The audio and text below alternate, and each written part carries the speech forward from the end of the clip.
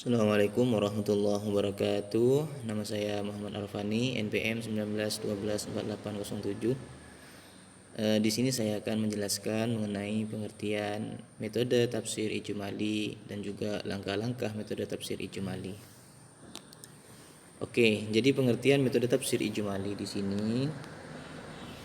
Metode tafsir ijmali yaitu menafsirkan Al-Quran dengan cara singkat dan global tanpa uraian panjang lebar.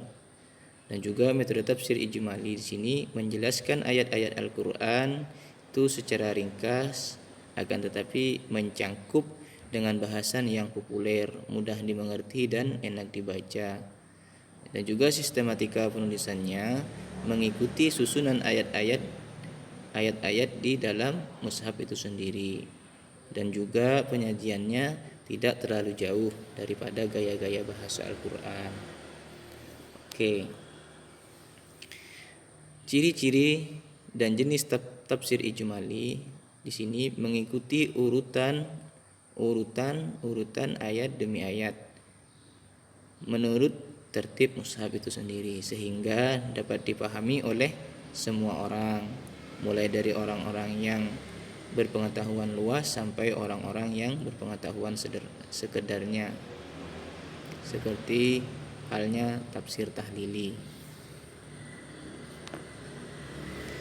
Namun bedanya dengan tafsir tahlili, dalam tafsir ijmali di sini makna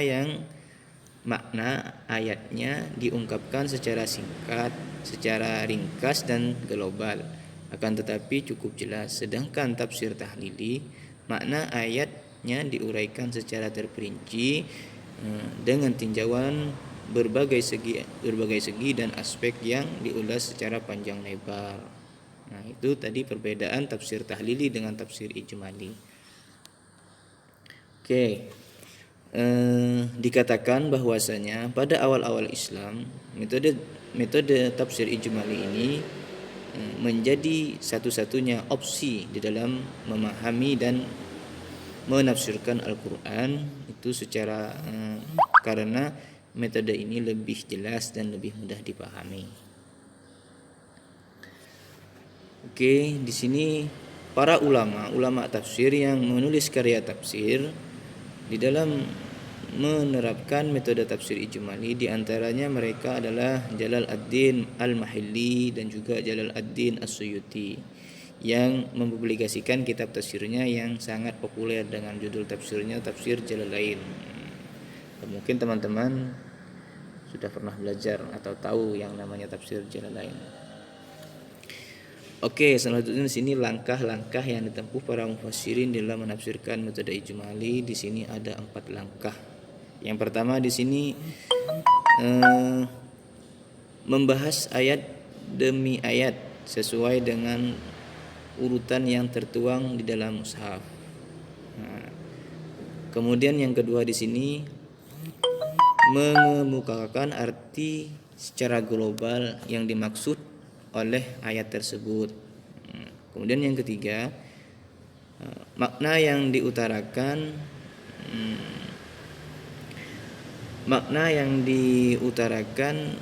biasanya diletakkan di dalam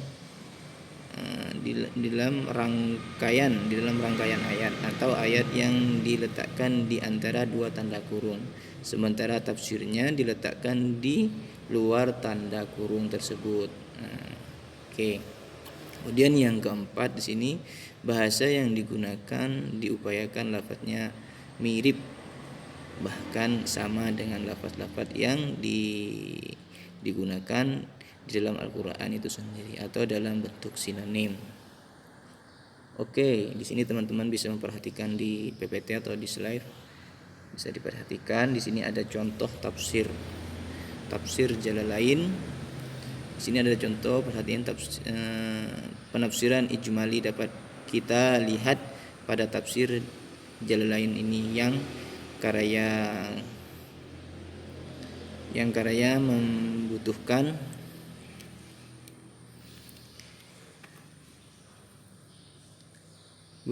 beberapa baris saja saat menafsirkan 5 ayat pertama di dalam surah Al-Baqarah.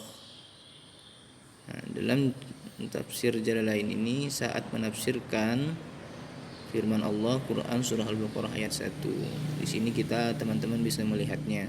Di sini ada contoh bacaan Alif Lam Mim, misalnya dia berkata Allah yang Maha Tahu. Maksudnya demikian pula hanyalah saat menafsirkan firman Allah Alkitab, hanya menyatakan yang dibaca oleh Muhammad sallallahu alaihi wasallam. Teman-teman bisa memperhatikan di slide ya. Itu Alkitab.